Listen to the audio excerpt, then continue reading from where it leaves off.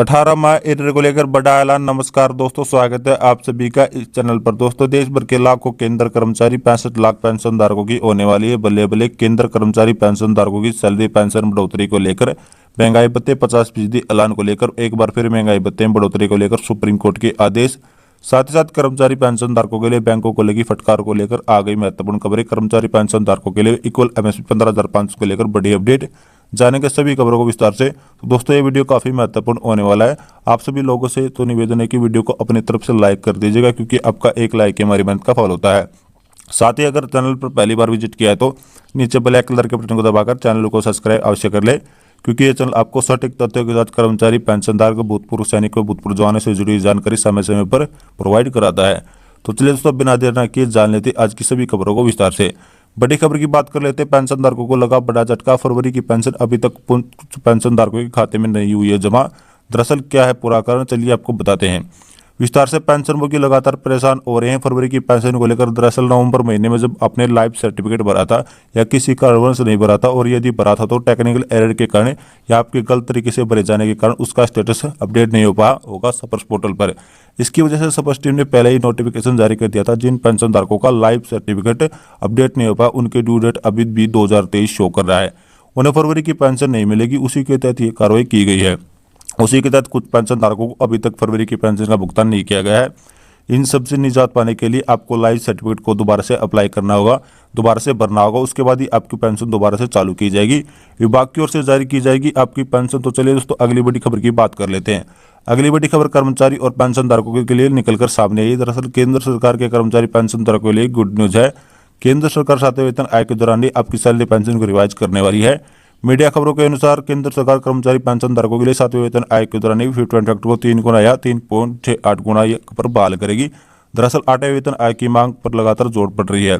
इसी से निजात पाने के लिए सरकारी सूत्र का दावा है कि केंद्र सरकार बहुत ही जल्द आपके फिटमेंट फैक्टर को बढ़ाने की तैयारी में। अगर मान चलिए केंद्र सरकार फिटमेंट फैक्टर को 7वें वेतन आयोग के दौरान ही 3 गुना कर देती तो इसके चलते कर्मचारी को न्यूनतम वेतन बेसिक पे में काफी बढ़ोतरी देखने को मिलेगी। मासिक बेसिक में पूरे 3,000 रुपये की बढ़ोतरी का फायदा देखने को मिलेगा। यदि केंद्र सरकार फिटमेंट फैक्टर को 3.68 गुना करती तो इसको देखते कर्मचारियों की न्यूनतम वेतन में काफी बढ़ोतरी देखने को मिलेगी। जैसे दोस्तों आपको देखने को मिल जाएगा। चलिए दोस्तों, अगली बड़ी अपडेट की बात कर लेते हैं। स्टेट बैंक ऑफ इंडिया ने सभी पेंशनधारकों के लिए बड़ी खुशखबरी जारी की है। दरअसल स्टेट बैंक ऑफ इंडिया ने पेंशन के अंगेस्ट के लोन सुविधा उपलब्ध करवाई है। काफी ब्याज दर कम है। ऐसे में पेंशनधारक एसबीआई में अपना जिनका खाता है वो अपनी पेंशन के अंगेस्ट में लोन ले सकते हैं, निजी जीवन के करवाई को पूरा कर पाएंगे और अपने बच्चों की शादी, मकान बनाना इत्यादि। चलिए दोस्तों, अगली बड़ी अपडेट की बात कर लेते हैं। अगली बड़ी अपडेट निकलकर सामने आई। भारतीय पेंशनभोगी समाज ने केंद्र सरकार के सामने 2 मांगे रखी थी। पहली मांग रखी थी पेंशन को आयकर से मुक्त करे। केंद्र सरकार जब सांसद और विधायक की पेंशन पर नहीं लगाया जाता कर, तो पेंशनधारकों को क्यों मिलने वाली पेंशन पर केंद्र सरकार आयकर क्यों लगाती है? पेंशन को कार्रवाई के लिए मिलने वाली आयु होती है नहीं, फिर केंद्र सरकार इस पर लगातार पेंशन क्यों कम है और उसे कम कर देती है। ऐसे में केंद्र सरकार को दोहरा चरित्र क्यों अपनाती है? एक तरफ संसद और विधायक मुक्त पेंशन दी जाती है और केंद्र के पेंशनभोगी के पेंशन पर लगाया जाता है कर। केंद्र सरकार जल्द ही पेंशन को आयकर से मुक्त करने का ऐलान करे ताकि पेंशन धारकों को सहूलियत प्रदान हो। भारतीय पेंशनभोगी समाज ने केंद्र सरकार के सामने अगली मांग रखी है।